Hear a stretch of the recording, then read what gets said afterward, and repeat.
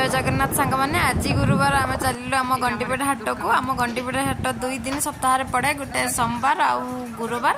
तो आज मार्केट रू बहुत सारा परिवा आम नेलु परिवार रेट सब बहुत अधिका थिला। आज सबुठ अधिका थिला बिलाती 200 टंका केजी थिला। तापर कैप्सिकम थिला आज 150 टंका।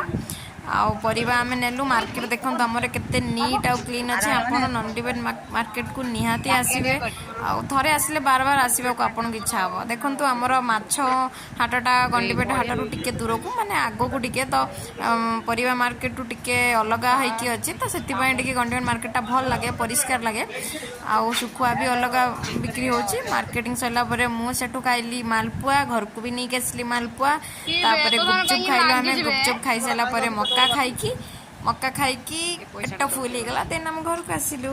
वीडियो भल लगे कमेंट करी निहाती जणाबे। Thank you.